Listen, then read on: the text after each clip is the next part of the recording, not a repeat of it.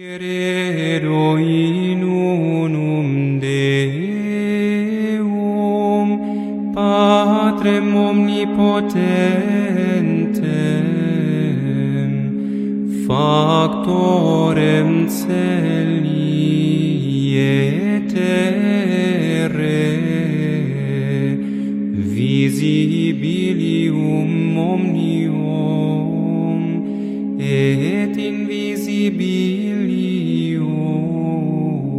et in unum Dominum Iesum Christum, Filium Dei unigenitum, et ex Patre natum, ante omnia saecula, Deum de Deo lumen de lumine, Deum verum de Deo verum, genitum non factum consubstantialem Patri,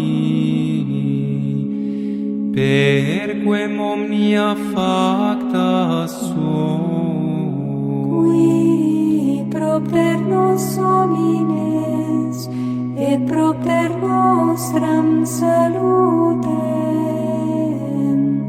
descendit et celi, et incarnatus est Spiritus Sancto, ex Maria Virgine.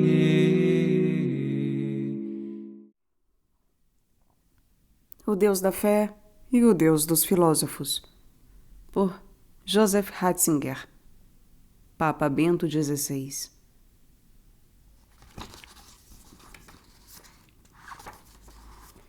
Uma contribuição para o problema da Theologia Naturalis.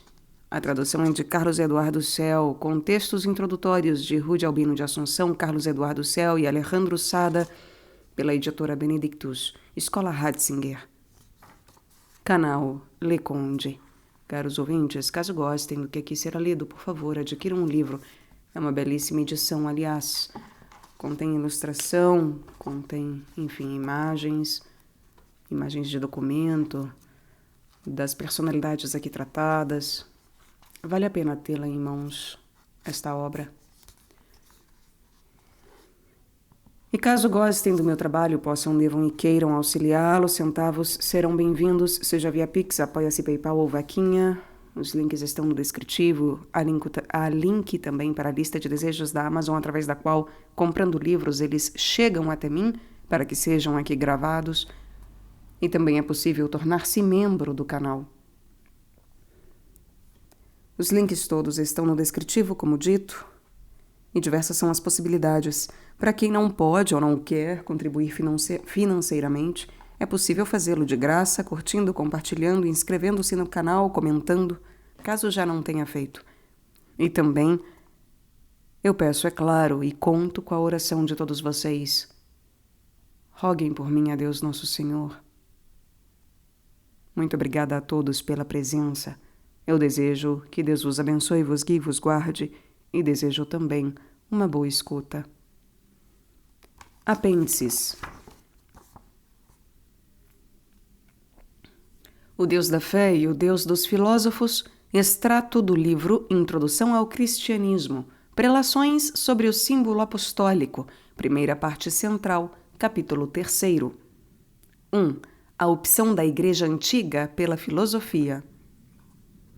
Nas origens do cristianismo e da Igreja, a opção contida na imagem bíblica de Deus precisou ser novamente afirmada. Aliás, ela necessita ser renovada no início de cada nova situação espiritual, pois ela não é somente um dom, mas também uma tarefa. Naquela época, o anúncio cristão e a fé cristã primitiva encontravam-se num ambiente saturado de deuses, e assim estavam confrontados com o mesmo problema que Israel teve de enfrentar em suas origens e depois no seu confronto com as grandes potências do período do exílio e do pós-exílio. Mais uma vez, Foi necessário esclarecer qual Deus a fé cristã realmente tinha em mente. Nessa situação, a opção cristã primitiva tinha, é claro, a vantagem de poder conectar-se com as lutas anteriores, especialmente com seu período mais recente, ou seja, com a obra do Deutero-Isaías e da literatura sapiencial, a tradução grega do Antigo Testamento e, é claro, com os escritos do Novo Testamento, especialmente com o Evangelho de João. Todo o Novo Testamento pode ser ouvido aqui no canal e o Antigo Testamento está sendo gravado neste momento. Todo o Pentateuco já está presente aqui no canal. Dando sequência a esta história, o cristianismo primitivo fez sua escolha e purificou-se com determinação e ousadia, optando pelo Deus dos filósofos contra os deuses das religiões. Quando se pôs a questão sobre qual divindade seria o correspondente de Deus, se seria Zeus, Hermes ou Dionísio, ou mesmo qualquer outro, a resposta dada foi: nenhum deles. Nenhum dos deuses a quem vocês invocam, mas única e exclusivamente àquele a quem vocês não rezam, àquele ser supremo de que falam vossos filósofos. A Igreja primitiva rechaçou resolutamente todo o cosmos das religiões antigas, considerando-o integralmente como engano e ilusão, e dessa forma pôde enunciar a sua fé na medida em que afirmava: quando empregamos o termo Deus, não adoramos nenhuma dessas coisas, mas apenas o próprio ser, aquilo que os filósofos chamam de fundamento de todo ser, como o Deus acima de todos os poderes. Somente esse é o nosso Deus. Nesse processo, há uma escolha e uma decisão não menos fatídica e não menos prenhe de consequências para o futuro do que aquela realizada na época em que se deu a escolha de El e Jah contra Moloch e Baal, e a transformação de ambos em Elohim e em Yahvé. Ou seja, uma escolha que leva em direção da ideia do ser. A escolha que assim foi tomada significou a opção pelo Logos, contra toda espécie de mito, ou seja, representou a desmitologização definitiva do mundo e da religião. A decisão pelo Logos contra o mito foi a escolha correta? Para encontrar uma resposta para esta questão, não podemos nos esquecer, é claro, do desdobramento interno do conceito bíblico de Deus, muito em particular em sua fase tardia, pois ele foi essencial para determinar o sentido que adquiriu a posição do que é cristão no mundo helenístico. No entanto, é necessário observar também que o mundo antigo já tinha enfrentado, e aliás, de forma muito elevada, o dilema entre o Deus da fé e o Deus dos filósofos. Ao longo da história, foi se desenvolvendo uma tensão cada vez mais forte entre os deuses míticos das religiões e o conhecimento filosófico de Deus, tensão que se manifestou na crítica ao mito realizada por filósofos como Xenófanes e Platão, e que tentou dissolver os clássicos mitos homéricos, substituindo-os por uma nova mitologia que estivesse em conformidade com o Logos. Platão pode ser ouvido aqui no canal. Por isso, a pesquisa atual foi chegando à conclusão de que existe um notável paralelo, não só cronológico, mas também de conteúdo, entre a crítica filosófica aos mitos realizada pelos gregos e a crítica aos ídolos realizada pelos profetas de Israel. É claro que ambos partem de pressupostos completamente diferentes e têm objetivos totalmente divergentes. Mas este movimento helênico do Logos contra o mito, espírito que se transferiu para o iluminismo, e que ao fim e ao cabo contribuiu para a derrocada dos deuses, está em íntimo paralelo com a ilustração que os profetas e a literatura sapiencial promoveram ao desmitologizar os poderes dos deuses em favor do Deus único. Apesar de todas as suas diferenças, ambos os movimentos coincidem na sua aspiração ao Logos. O esclarecimento filosófico e a sua especulação física a respeito do ser reprimiu ao máximo sua aparência mítica, mas não logrou superar a forma religiosa de veneração dos deuses. E a religião antiga também acabou por perecer frente ao fosso entre o Deus da fé e o Deus dos filósofos, ou seja, frente à total diástase entre razão e religiosidade. Ela não logrou trazer ambos os aspectos à unidade, já que a razão e a religiosidade foram se distanciando continuamente, até o rompimento entre o Deus da fé e o Deus dos filósofos, o que significou o colapso interno da religião antiga. A religião cristã não deveria esperar destino diferente se ela também se deixasse levar pelo rompimento com a razão em nome de algum retorno ao puramente religioso, tal como pregava Schleiermacher e tal como, paradoxalmente, está pressuposto em seu grande crítico e adversário, Karl Barth. O destino oposto tomado pelo mito e pelo evangelho no mundo antigo, ou seja, o fim do mito e a vitória do evangelho, só podem ser realmente explicados em perspectiva histórico-cultural quando levamos em conta a relação de oposição que ambos estabeleceram entre religião e filosofia, entre fé e razão. O paradoxo da antiga filosofia consiste no fato de que, sob a perspectiva histórico-religiosa, ela destruiu racionalmente o mito no exato momento em que buscava uma nova legitimação religiosa, o que significa que, do ponto de vista do religioso, ela não foi revolucionária, mas evolucionista, pois tratou a religião como um fato social e não como um dado da verdade. Paulo, em sintonia com a literatura sapiencial, descreveu esse processo com perfeita exatidão, utilizando na carta aos Romanos a linguagem do sermão profético, ou discurso de sabedoria do Antigo Testamento, pois já no livro da sabedoria também encontramos uma referência a esse destino mortal da religião antiga e ao resultado paradoxal que se abriga na separação entre verdade e religiosidade. O que foi aqui extensamente descrito é retomado por Paulo em alguns poucos versículos, nos quais ele descreve o destino da religião antiga no contexto de separação entre logos e mito, abre aspas. Porque o que se pode conhecer de Deus é manifesto entre eles, pois Deus lhe o revelou, mas, jactando-se de possuir a sabedoria, tornaram-se tolos e trocaram a glória do Deus incorruptível por imagens do homem corruptível, de aves, quadrúpedes e répteis. Fecha aspas. A religião não seguiu o caminho do Logos e aferrou-se a mitos desprovidos de realidade. Ao separar-se da verdade e ao reduzir a religião a uma mera institutio vitae, ou seja, a um mero modo ou forma de vida, sua morte tornou-se inevitável. Tertuliano contrapôs-se a isso com uma alocução maravilhosamente ousada e na qual ele descreve claramente a posição cristã ao dizer, abre aspas, Cristo apresentou-se como a verdade, não como costume, fecha aspas. Minha convicção é que essa é uma das mais esplendorosas proposições da teologia dos padres. A luta da igreja primitiva e a tarefa duradoura que a fé cristã enfrenta, se quiser permanecer ela mesma, foi assim resumida em uma densidade única. A idolatria da consuetudo romana, da fundação da cidade de Roma, que fez da sua tradição um modelo autossuficiente de conduta, é contraposta com a reivindicação da única verdade. Dessa forma, o cristianismo postou-se resolutamente ao lado da verdade e afastou-se de uma representação da religião que se contentava com funções cerimoniais, o que em última instância abre caminho para que ela seja interpretada em qualquer sentido. Uma observação adicional pode aclarar ainda mais o que foi dito.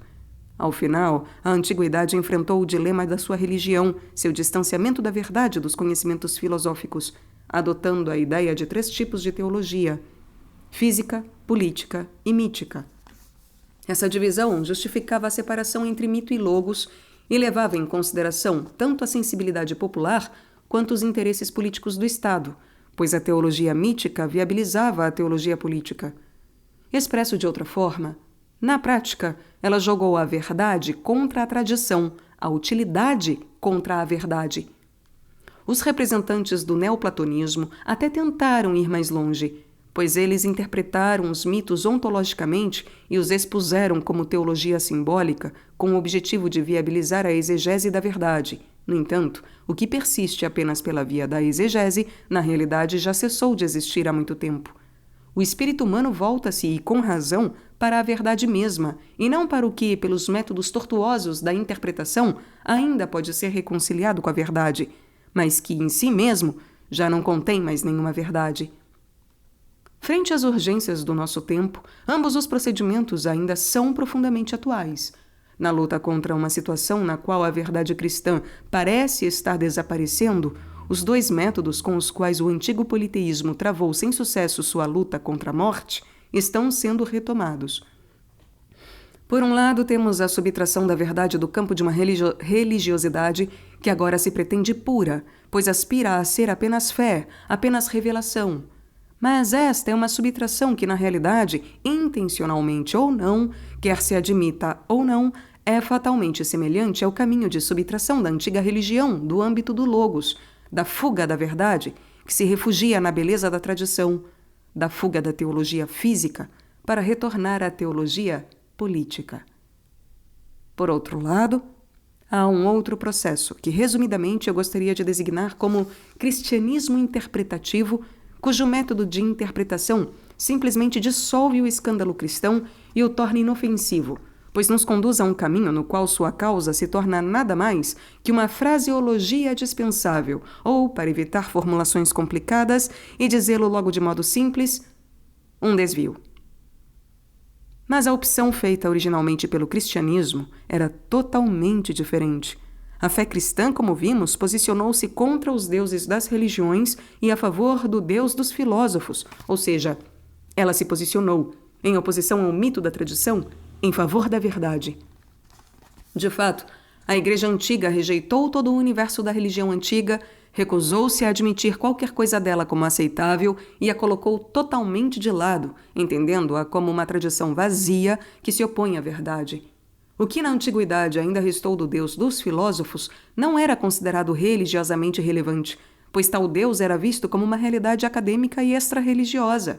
Assim, permitir apenas este único Deus e confessá-lo de forma exclusiva era visto como impiedade, como uma negação da religiosidade e como ateísmo.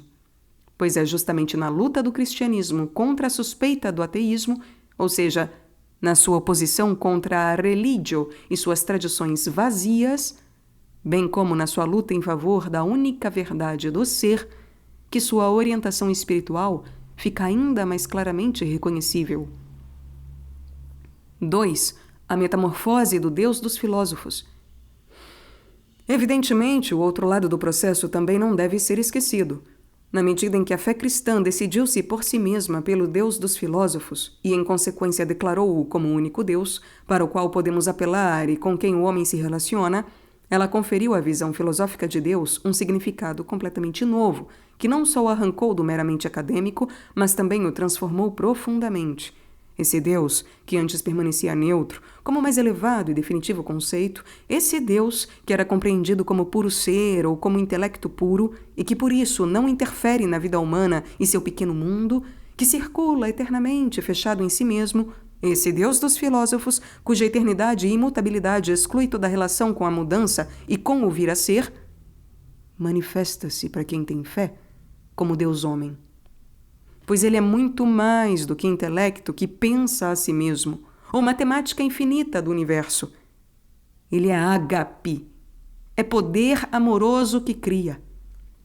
Nesse sentido, existe na fé cristã o que Pascal descobriu naquela noite, quando ele, em um pedaço de papel costurado no forro do seu terno, escreveu as palavras fogo, Deus de Abraão, Deus de Isaque e Deus de Jacó, não dos filósofos e sábios. Ao contrário do distante Deus da matemática, ele fez a experiência da sarça ardente e compreendeu que só pode existir um Deus como expressão da eterna geometria do universo, porque ele é amor criador, porque ele é uma sarça ardente na qual ressoa um nome através do qual ele ingressa no mundo humano. Nesse sentido, existe uma experiência que nos permite entender que o Deus dos filósofos é bem diferente de como estes filósofos, ainda que não deixemos de ouvir o que eles descobriram, o imaginaram, pois só podemos conhecê-lo realmente quando compreendemos que ele, que é verdade única e fundamento do ser, é indissociável do Deus da fé e que ele é, no fundo, o Deus dos homens. Para perceber como a equiparação com o Deus da fé afeta o conceito filosófico de Deus, basta consultar qualquer texto bíblico que fale dele. Vamos escolher casualmente Lucas, capítulo 15, versículos 1 a 10, que traz a parábola da ovelha e da moeda que foram perdidas. O ponto de partida é o escândalo dos escribas e fariseus pelo simples fato de que Jesus se sentou à mesa com os pecadores. Em resposta a isso, ele conta a parábola de uma pessoa que possui 100 ovelhas, perde uma e vai atrás dela, procura-a e encontra-a e é mais feliz com ela do que com as 99 que ele não precisou resgatar. A história da moeda perdida, que uma vez encontrada desencadeia ainda mais alegria do que aquela que nunca foi perdida, vai na mesma direção. Abre aspas. Eu vos digo que do mesmo modo haverá mais alegria no céu por um só pecador que se arrepende do que por 99 justos que não precisam de arrependimento. Fecha aspas. Esta parábola, na qual Jesus justifica e apresenta a sua obra e a sua missão como enviado de Deus, traz à tona, além da relação histórica entre Deus e o homem, a questão sobre quem é o próprio Deus. Se nos preocupamos em extrair deste texto alguns elementos que vão além dele, somos obrigados a reconhecer: o Deus com o qual nos deparamos aqui parece, como em vários textos do Antigo Testamento, muito semelhante a nós, e se apresenta de modo altamente antropomórfico e nada filosófico. Como qualquer ser humano, este Deus também possui e tem paixões. Ele se alegra, ele busca, ele espera, ele vai ao encontro. Ele está bem longe de representar a fria geometria do universo, muito menos uma justiça neutra, desprovida de coração ou afeto, como que a pairar acima das coisas. Pois ele tem um coração. Ele está lá como alguém que ama, com todo o maravilhamento de um amante. Assim, neste texto, a transformação do caráter meramente filosófico é evidenciada com toda a sua clareza e torna-se ainda mais visível o quão fundamentalmente longe ainda estamos desta identificação entre o Deus da fé e o Deus dos filósofos, o quanto somos incapazes de retomá-la e como, por essa mesma razão, nossa imagem de Deus e nossa compreensão da fé cristã acabam por fracassar. Mesmo hoje, a maioria das pessoas ainda confessa, de uma forma ou de outra, que existe algo como um ser supremo e acham absurdo que esse ser deva se ocupar com os seres humanos. O que, à primeira vista, pode até parecer uma atitude, mesmo das pessoas que têm fé, que seria a expressão de um antropomorfismo ingênuo, uma forma primitiva de pensamento humano, reflexo de uma situação na qual o ser humano ainda vivia em um mundo restrito na qual a Terra era considerada o centro do universo, restando a Deus tão somente contemplá-la do alto. No entanto, mesmo em nossa época, na qual temos plena consciência de que tais fenômenos são infinitamente diferentes, já que o planeta Terra gira sem destino no vasto universo, e mesmo este pequeno grão de pó, que é o ser humano, depara-se com uma dimensão cósmica desprovida de sentido, a ideia de que o ser humano deva ocupar-se com os seres humanos, com seu pequeno e miserável mundo, com suas preocupações e seus pecados, continua a parecer absurda. No entanto, se pensarmos Deus de tal forma como se somente deste modo ele pudesse ser de fato de condição divina, acabamos por inversamente pensá-lo não só de maneira muito restrita, mas também de maneira estritamente humana, estreitamente humana, como se ele, para não perder a visão do todo, tivesse que se concentrar em um aspecto. É como se estivéssemos atribuindo a ele uma consciência semelhante à nossa, já que, dadas as suas limitações, ela necessitaria defrontar-se com uma barreira que não lhe permite apreender o mundo em sua totalidade. Ao invés de supor tais restrições, caberia nos lembrar do aforismo que Hölderlin antepôs a seu Hyperion, pois ele nos ajuda a recordar qual é realmente a imagem cristã de Deus. Não se trata de abranger o máximo, mas de estar contido no mínimo. Isso é divino. Non coercere maximo, continere tamen a minimo divinum est. Não se trata de abranger o máximo, mas de estar contido no mínimo. Isso é divino. Fecha aspas. Todo ser espiritual ilimitado que traz em si a totalidade do ser, não só extrapola o infinitamente grande, reduzindo-o ao nada, mas também extrapola o infinitamente pequeno, já que nada é verdadeiramente diminuto para ele. Ora, é precisamente esta capacidade de ultrapassar a totalidade e, ao mesmo tempo, penetrá-la no seu mais íntimo que constitui a essência do espírito absoluto. Revela-se aqui uma das características mais marcantes do entendimento cristão da atualidade, que subverte a relação entre o máximo e o mínimo, o infinitamente grande e o infinitamente pequeno. Isso porque, para aquele que é o espírito que sustenta e abarca todo o universo, o coração do ser humano, capaz de amar, é muito maior do que qualquer galáxia. Por essa razão, os critérios quantitativos tornaram-se todos ultrapassados e foram substituídos por uma nova configuração da realidade, conforme a qual o que é infinitamente pequeno torna-se agora o verdadeiramente infinito e inabarcável. Superar o equívoco acima nos permite, por sua vez, destranhar também outro. Isso porque pode até parecer muito mais razoável que a totalidade infinita, o espírito absoluto, deva ser desprovido de sentimentos e paixões, pois é somente em sua forma matemática que ele poderia fazer o universo subsistir. Mas, desse modo, supomos irrefletidamente que o pensar é superior ao amar, questão em relação ao qual a mensagem do Evangelho e a sua imagem cristã de Deus prontamente corrigem a filosofia, informando-nos que o amar é muito superior ao pensar. O pensamento absoluto é amor. Ele não é um intelecto insensível. Ele é criador exatamente porque é amor. Em síntese, poderíamos dizer que a fé, mesmo aproximando-se conscientemente do Deus dos filósofos, transgrediu dois fundamentos do pensamento estritamente filosófico e revelou que o Deus filosófico é essencialmente autorrelacionado, pensamento puro que se autocontempla. Já o Deus da fé, ao contrário, é determinado pela categoria da relação. Ele é a expansão criadora que abarca a totalidade. Isso estabelece uma visão de mundo e uma ordem de coisas completamente novos. O ser mais elevado não se manifesta mais como autoexpansão de quem, permanecendo cerrado em si, necessita apenas dele mesmo. Ao invés disso, o ser, por excelência, inclui o elemento de relação. Não é nem preciso enfatizar a revolução que significou para os rumos da existência humana a ideia de que o ser supremo não se resume a um absoluto que é a autarquia fechada em si mesma, mas que o ser superior constitui relação, um poder criador que gera, sustenta e ama algo que é distinto dele. E B. O Deus filosófico é intelecto puro, representação que assume como premissa que apenas o pensar e nada mais além dele constitui o divino. Mas o Deus da fé, enquanto intelecto, é amor.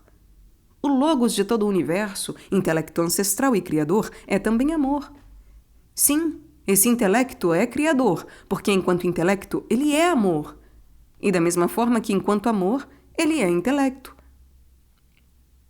O que temos aí é uma identidade originária entre a verdade e o amor que, uma vez perfeitamente efetivados na realidade, não constituem elementos opostos ou justapostos, pois representam uma unidade, a única realidade verdadeiramente absoluta. A partir deste fundamento, o ponto de partida para a fé no Deus uno e trino adquire uma nova transparência. 3. O reflexo da questão no texto do credo.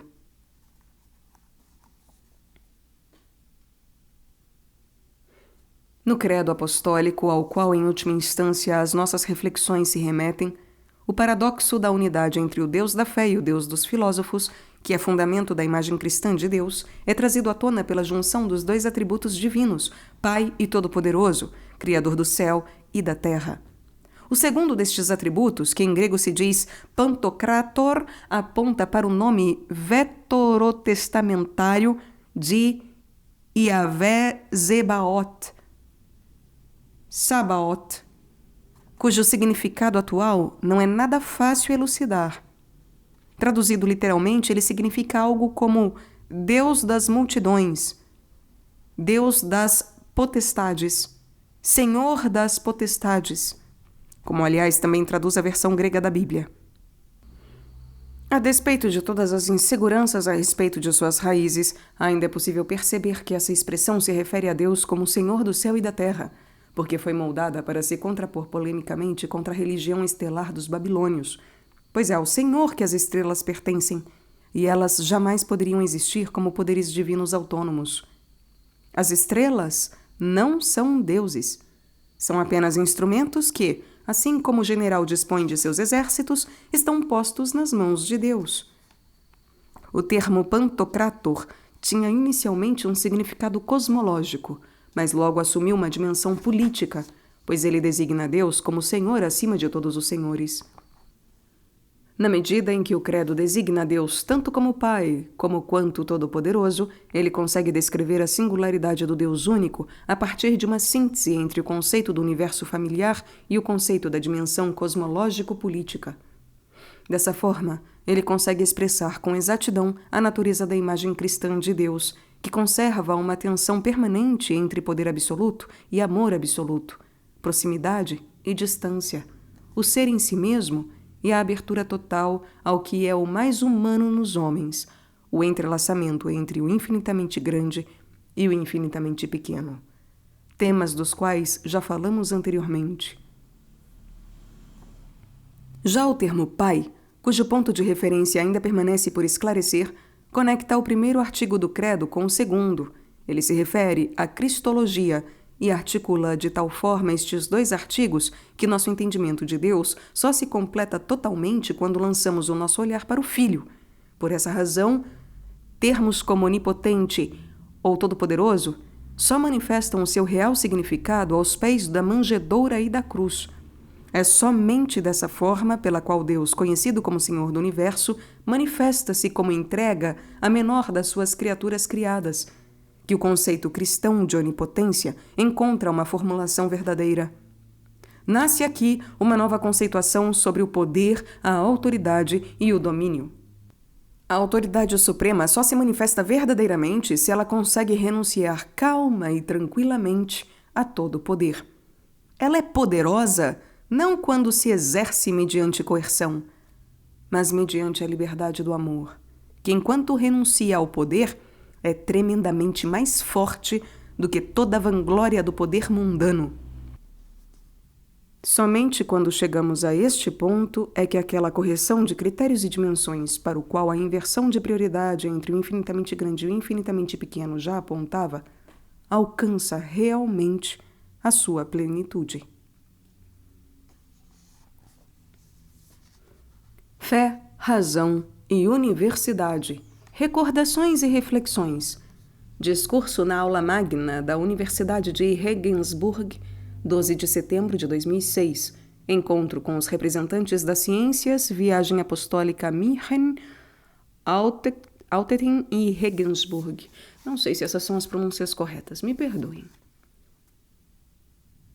Eminentíssimos senhores cardeais, magníficos reitores, excelentíssimos senhores bispos, ilustríssimos senhores e senhoras, provo grande emoção neste momento em que me encontro de novo na universidade para dar mais uma lição. Ao mesmo tempo, voltam ao pensamento aqueles anos em que, depois de um belo período no Instituto Superior de Freising, comecei a minha atividade de professor acadêmico na Universidade de Bonn. Estávamos no ano de 1959, vigorava ainda na universidade o antigo regime dos professores ordinários. Nas diversas cátedras não existiam assistentes, nem datilógrafos, mas em contrapartida havia um contato muito direto com os estudantes e, sobretudo, entre os professores. Antes e depois das aulas, encontrávamos nas salas dos professores. Os contatos com historiadores, filósofos, filólogos e, naturalmente, entre as duas faculdades teológicas eram muito estreitos. Uma vez por semestre havia o chamado Dias Acadêmicos, no qual se apresentavam diante dos estudantes de toda a universidade professores de todas as faculdades, tornando assim possível uma experiência de universitas. Realidade esta a que há pouco se referiu também nas suas palavras magnífico reitor, isto é, a experiência de que, não obstante as múltiplas especializações que por vezes nos tornam incapazes de comunicar entre nós, formamos um todo e trabalhamos no todo da única razão com as suas várias dimensões, encontrando-nos assim unidos também na responsabilidade comum pelo reto uso da razão. Esta realidade tornava-se uma experiência viva. A universidade era, sem dúvida, orgulhosa também das suas duas faculdades teológicas. Via-se claramente que também estas, interrogando-se sobre a razoabilidade da fé, realizam um trabalho que necessariamente faz parte do todo, que é a Universitas Scientiarum. Embora nem todos pudessem partilhar a fé, da qual os teólogos se esforçavam por mostrar a correlação com a razão comum. Esta coesão interior no cosmos da razão nunca foi turbada, nem mesmo certa vez quando correu a notícia de que um dos colegas tinha dito que, na nossa universidade, havia um fato estranho. 2 faculdades que se ocupavam de uma realidade que não existia, ou seja, de Deus. Ora, mesmo em presença de um ceticismo tão radical, permaneceu indiscutível a convicção de que, no conjunto da universidade, continua a ser necessário e razoável interrogar-se sobre Deus por meio da razão, e que isso se deve fazer no contexto da tradição da fé cristã. Tudo isso me voltou à mente quando recentemente li a parte publicada pelo professor Theodore Cowley do diálogo que o douto imperador bizantino Manuel II, paleólogo, teve com um persa erudito sobre cristianismo e islão e sobre a verdade de ambos, talvez durante os acampamentos de inverno do ano de 1391 em Ankara. Presumivelmente terá sido o próprio imperador que depois, durante o assédio de Constantinopla, entre 394 e 402, escreveu este diálogo. Deste modo, se explicaria por que aparecem os seus raciocínios referidos de forma muito mais pormenorizada que os do seu interlocutor persa. O diálogo cobre todo o âmbito das estruturas da fé contidas na Bíblia e no Alcorão, detendo-se principalmente sobre a imagem de Deus e do homem, mas também, e repetidamente como era de esperar, sobre a relação entre as 3 leis, ou 3 ordens de vida, como então se designava o Antigo Testamento, o Novo Testamento e o Alcorão. Por agora, nesta lição, eu não pretendo falar disso. Primeiro, gostava de acenar brevemente a um assunto, aliás, bastante marginal na estrutura de todo o diálogo, que me fascinou no contexto do tema fé e razão e vai servir como ponto de partida para as minhas reflexões sobre este tema. No 7º colóquio, Controvérsia, publicado pelo professor Cowley, o imperador aborda o tema do jihad, da Guerra Santa. O imperador sabia seguramente que, na Sura 2, 256, lê-se: nenhuma coação nas coisas de fé. Esta é provavelmente uma das suras do período inicial, segundo uma parte dos peritos, quando o próprio Maomé se encontrava ainda sem poder e ameaçado. Naturalmente, sobre a Guerra Santa, o imperador conhecia também as disposições que se foram desenvolvendo posteriormente e se fixaram no Alcorão. Sem se deter em pormenores, como a diferença de tratamento entre os que possuem o livro e os incrédulos, ele, de modo surpreendentemente brusco, tão brusco que para nós é inaceitável, dirige-se ao seu interlocutor simplesmente com a pergunta central sobre a relação entre religião e violência em geral, dizendo: mostra-me também o que trouxe de novo Maomé, e encontrarás apenas coisas más e desumanas, tais como a sua norma de propagar através da espada a fé que pregava. O imperador, depois de se ter pronunciado de modo tão ríspido, passa a explicar minuciosamente os motivos pelos quais não é razoável a difusão da fé mediante a violência. Esta está em contraste com a natureza de Deus e a natureza da alma. Diz ele: Deus não se compraz com o sangue. Não agir segundo a razão é contrário à natureza de fé. A fé é fruto da alma, não do corpo. Por conseguinte, quem desejar conduzir alguém à fé tem necessidade da capacidade de falar bem e de raciocinar corretamente, e não da violência nem da ameaça. Para convencer uma alma racional não é necessário dispor do próprio braço, nem de instrumentos para ferir ou de qualquer outro meio com que se possa ameaçar de morte uma pessoa. Nesta argumentação contra a conversão através da violência, a afirmação decisiva está aqui. Não agir segundo a razão é contrário à natureza de Deus. E o editor Theodore Cowley comenta: para o imperador, como bizantino que cresceu na filosofia grega, esta afirmação é evidente. Mas não o é para a doutrina muçulmana, porque Deus é absolutamente transcendente. A sua vontade não está vinculada a nenhuma das nossas categorias, incluindo a da razoabilidade. Neste contexto, Cowley cita uma obra do conhecido islamita francês Arnaudès, onde este assinala que Ibn Hazm, não sei a pronúncia Hazm, chega a declarar que Deus nem sequer estaria vinculado à sua própria palavra e que nada o obrigaria a revelar-nos a verdade. Se fosse a sua vontade, o homem deveria inclusive praticar a idolatria. Aqui gera-se um dilema, na compreensão de Deus e, consequentemente, na realização concreta da religião, que nos desafia hoje de maneira muito direta. A convicção de que o agir contra a razão estaria em contradição com a natureza de Deus faz parte apenas do pensamento grego ou é válida sempre e por si mesma? Penso que neste ponto se manifesta a profunda concordância entre o que é grego na sua parte melhor e o que é a fé em Deus baseada na Bíblia. Modificando o primeiro versículo do livro do Gênesis, o primeiro versículo de toda a Sagrada Escritura, João iniciou o prólogo do seu evangelho com estas palavras: No princípio era o Logos. Ora, é precisamente esta palavra que usa o imperador. Deus age com Logos. Logos significa conjuntamente razão e palavra, uma razão que é criadora e capaz de se comunicar, mas precisamente enquanto razão. Com este termo, João ofereceu-nos a palavra conclusiva para o conceito bíblico de Deus, uma palavra na qual todos os caminhos, muitas vezes cansativos e sinuosos, da fé bíblica alcançam a sua meta, encontram a sua síntese. No princípio era o Logos, e o Logos é Deus, diz-nos o evangelista. Este encontro entre a mensagem bíblica e o pensamento grego não era simples coincidência.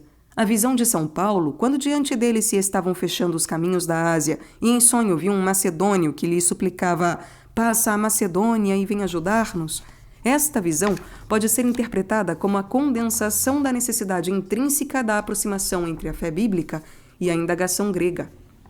Na realidade, há muito tempo que esta aproximação se tinha iniciado.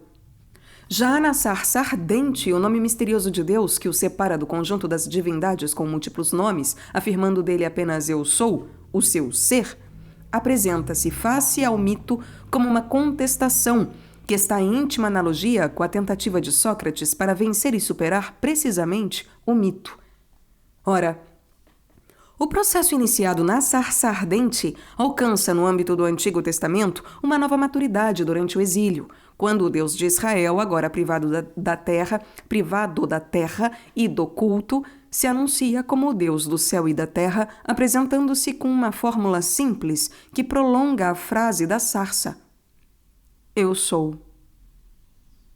Em paralelo com este novo conhecimento de Deus, cresce uma espécie de iluminismo que se expressa drasticamente na derisão das divindades como sendo apenas obras das mãos do homem.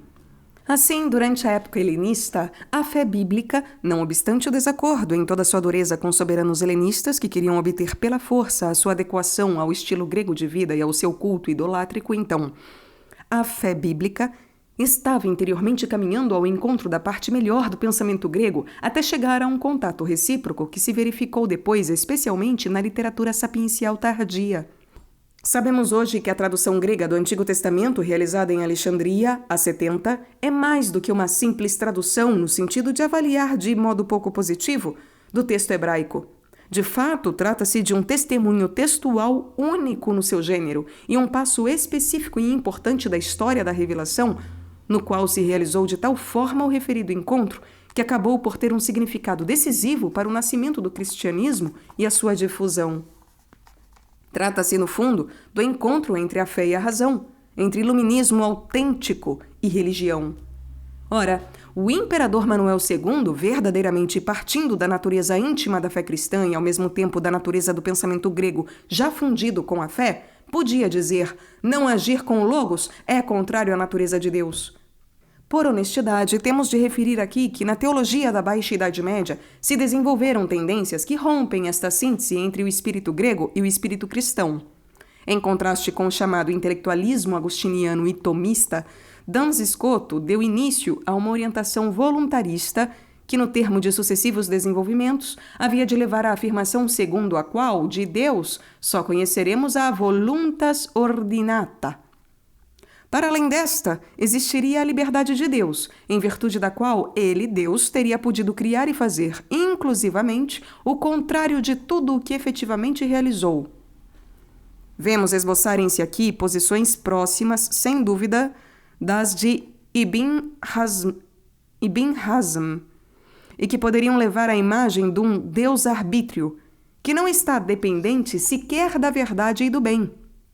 A transcendência e a diversidade de Deus aparecem tão exageradamente acentuadas que, inclusive, a nossa razão e o nosso sentido da verdade e do bem deixam de ser um verdadeiro espelho de Deus, cujas possibilidades abismais permaneceriam para nós eternamente inatingíveis e ocultas por detrás das suas decisões efetivas. Em contraste com isso, a fé da Igreja sempre se ateve à convicção de que entre Deus e nós, entre o seu eterno Espírito Criador e a nossa razão criada, existe uma verdadeira analogia, na qual, por certo, como afirma em 1215 o Quarto Concílio de Latrão, as diferenças são infinitamente maiores que as semelhanças, mas não até ao ponto de abolir a analogia e a sua linguagem. Deus não se torna mais divino pelo fato de o afastarmos para longe de nós num voluntarismo puro e impenetrável.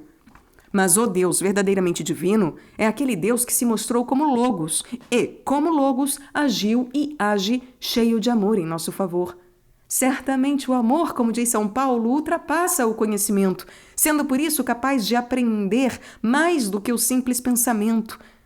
Mas aquele permanece o amor de Deus Logos, motivo pelo qual o culto cristão, como afirma ainda Paulo, é um culto que está de acordo com o Verbo eterno e com a nossa razão. A recíproca aproximação interior a que aludimos entre a fé bíblica e a indagação a nível filosófico do pensamento grego é um elemento de importância decisiva sob o ponto de vista não só da história das religiões, mas também da história universal, um dado a que estamos obrigados ainda hoje. Considerando tal encontro, não surpreende que o cristianismo, apesar da sua origem e de qualquer desenvolvimento importante no Oriente, tenha, no fim das contas, encontrado a sua fisionomia historicamente decisiva na Europa. E o mesmo se pode exprimir inversamente. O referido encontro, ao qual depois veio juntar-se o patrimônio de Roma, criou a Europa e permanece o fundamento daquilo que com razão se pode chamar Europa. A tese segundo a qual o patrimônio grego criticamente purificado é uma parte integrante da fé cristã contrapõe-se à reclamação da deshelenização do cristianismo, um pedido que, desde o início da Idade Moderna, tem dominado de modo crescente a pesquisa teológica. Entretanto, vendo-o mais de perto, podem-se observar três ondas no programa da deshelenização. Estas, embora interligadas, são claramente distintas uma da outra nas suas motivações e objetivos. Primeiro, a deshelenização surge em conexão com os postulados da Reforma do século XVI. Ao considerarem a tradição das escolas teológicas, os reformadores achavam-se perante uma sistematização da fé condicionada totalmente pela filosofia, isto é, uma fé determinada a partir de fora em virtude de um modo de pensar que não derivava dela. Deste modo, a fé apresentava-se não já como palavra histórica viva, mas como elemento inserido na estrutura de um sistema filosófico. Pelo contrário, a sola scriptura busca a pura forma primordial da fé, tal como se apresenta originalmente na palavra bíblica. Aparecendo a metafísica como um pressuposto derivado de outra fonte, é necessário libertar dela a fé para fazê-la voltar a ser totalmente ela mesma. Quando Kant, que pode ser ouvido aqui no canal, afirmou que teve que pôr de lado o pensar para dar espaço à fé, ele procedeu fundado neste programa e com um radicalismo imprevisível para os reformadores. Foi assim que ele ancorou a fé exclusivamente na razão prática, negando-lhe o acesso ao conjunto da realidade. A teologia liberal dos séculos XIX e XX trouxe uma segunda onda ao programa da deshelenização. O seu representante eminente é Adolf von Harnack. Tanto durante o tempo dos meus estudos como nos primeiros anos da minha atividade acadêmica, este programa estava fortemente ativo, também na teologia católica. Como ponto de partida, utilizava-se a distinção de Pascal entre o Deus dos filósofos e o Deus de Abraão, Isaque e Jacó. Na preleção que fiz em Bonn, no ano de 1959, procurei analisar este assunto e não pretendo retomar aqui por inteiro o discurso, mas gostaria de tentar pôr em evidência, embora brevemente, a novidade que caracterizava relativamente à primeira esta segunda onda de deshelenização. Como ideia central, temos em Harnack, não sei se é exatamente essa pronúncia, tá, meus caros? Harnack.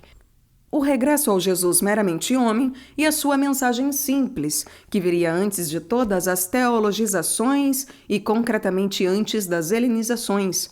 Tal mensagem simples constituiria o verdadeiro apogeu do desenvolvimento religioso da humanidade. Jesus teria deixado de lado o culto em favor da moral. Em última análise, ele é representado como o pai de uma mensagem moral humanitária. O objetivo de Harnack é fundamentalmente trazer o cristianismo à harmonia com a razão moderna, libertando-o precisamente de elementos aparentemente filosóficos e teológicos, como, por exemplo, a fé na divindade de Cristo e na Trindade de Deus. Neste sentido, a exegese histórico-crítica do Novo Testamento, com esta visão, insere novamente a teologia no cosmos da universidade. Para Harnack, a teologia é essencialmente algo de histórico e, por conseguinte, de estritamente científico. O que ela indaga por meio da crítica sobre Jesus é, por assim dizer, expressão da razão prática e, consequentemente, sustentável também no conjunto da universidade. No fundo, temos a autolimitação moderna da razão, com a sua expressão clássica nas críticas de Kant, mas ulteriormente radicalizada pelo pensamento das ciências naturais. Em poucas palavras, este conceito moderno da razão baseia-se numa síntese entre platonismo, cartesianismo e empirismo, que o sucesso técnico confirmou. Por um lado, pressupõe-se a estrutura matemática da matéria, por assim dizer, a sua racionalidade intrínseca, que torna possível compreendê-la e usá-la na sua eficácia operacional. Este pressuposto básico é, por assim dizer, o elemento platônico no conceito moderno da natureza. Por outro lado, trata-se da utilização funcional da natureza para as nossas finalidades, onde só a possibilidade de controlar verdade ou falsidade através da experiência é que fornece a certeza decisiva.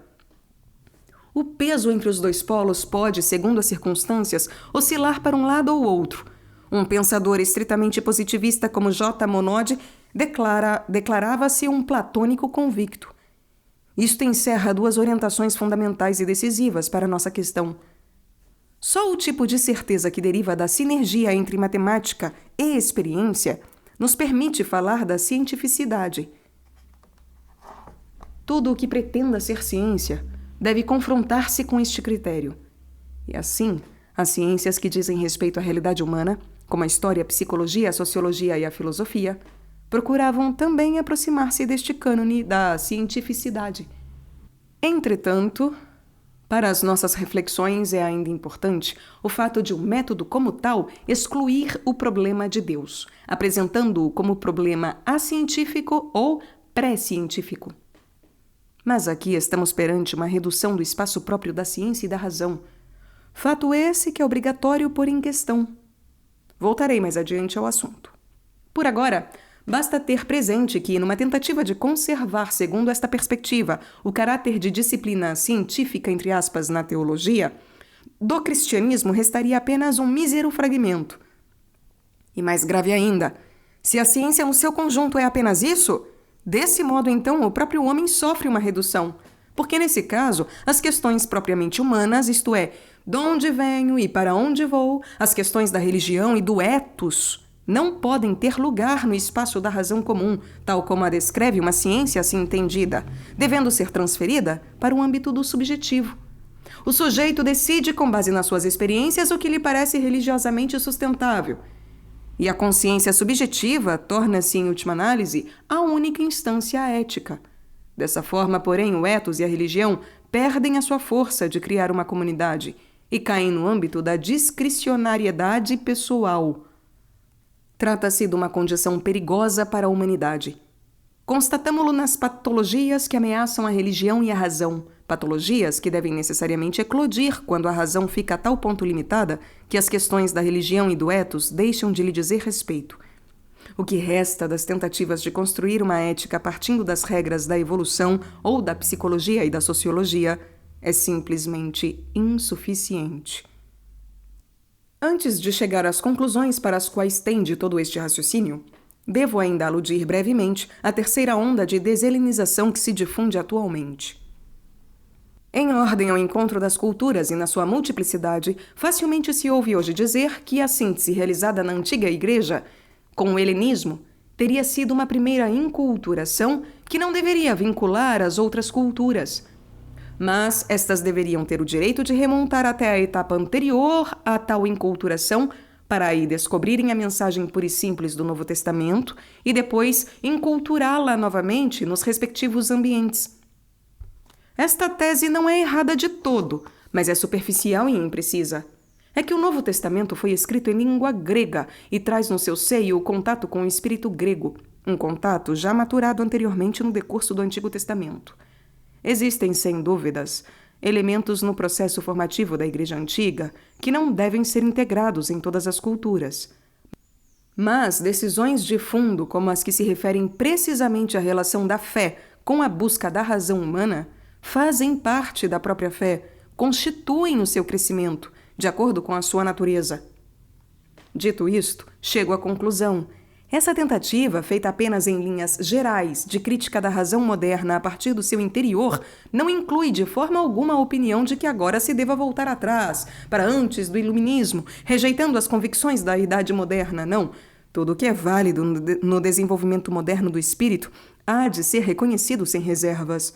Todos nos sentimos agradecidos pelas grandiosas possibilidades que isso abriu ao homem e pelos progressos que nos foram proporcionados no campo humano.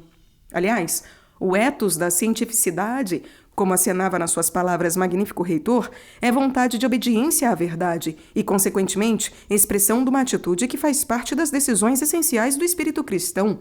Portanto, a intenção não é retirada e nem crítica negativa, pelo contrário, trata-se de um alargamento do nosso conceito de razão e do seu uso. Porque, juntamente com toda a alegria face às possibilidades do homem, vemos também as ameaças que resultam destas mesmas possibilidades e devemos perguntar-nos como poderemos dominá-las. Consegui-lo-emos apenas se razão e fé voltarem a estar unidas de uma forma nova.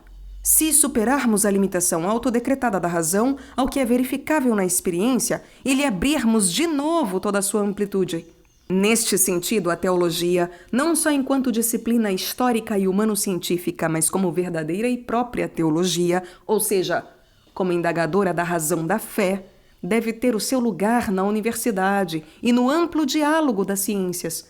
Só assim nos tornamos capazes também de um verdadeiro diálogo das culturas e das religiões, um diálogo de que temos necessidade muito urgente. No mundo ocidental, é largamente dominante a opinião de que são universais apenas a razão positivista e as formas de filosofia dela derivadas. Mas as culturas profundamente religiosas do mundo veem, precisamente nesta exclusão do divino da universalidade da razão, um ataque às suas convicções mais íntimas. Uma razão que, diante do divino, é surda e repele a religião para o âmbito das subculturas, é incapaz de inserir-se no diálogo das culturas.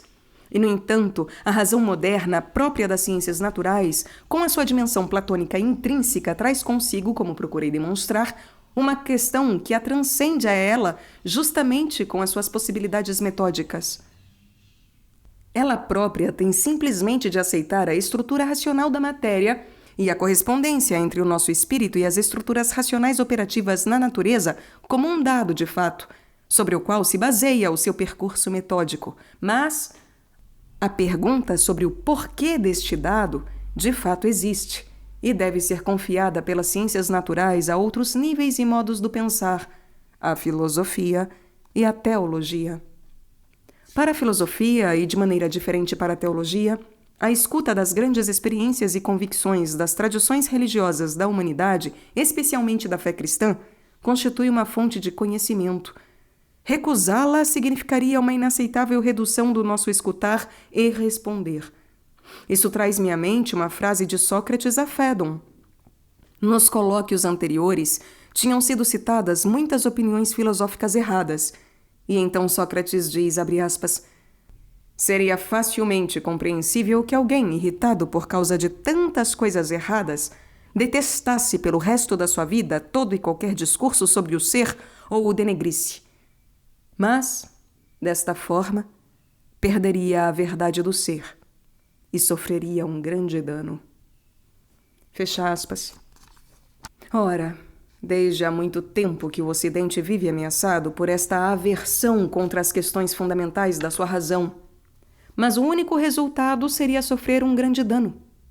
A coragem de abrir-se à vastidão da razão e não a rejeição da sua grandeza Tal é o programa pelo qual uma teologia comprometida na reflexão sobre a fé bíblica entra no debate no tempo atual. Abre aspas. Não agir segundo a razão, não agir com o logos, é contrário à natureza de Deus, fecha aspas, disse Manuel II, partindo da sua imagem cristã de Deus ao interlocutor persa.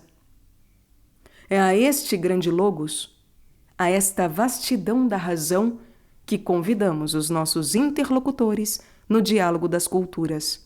Reencontrá-la nós mesmos sempre de novo é a grande tarefa da universidade.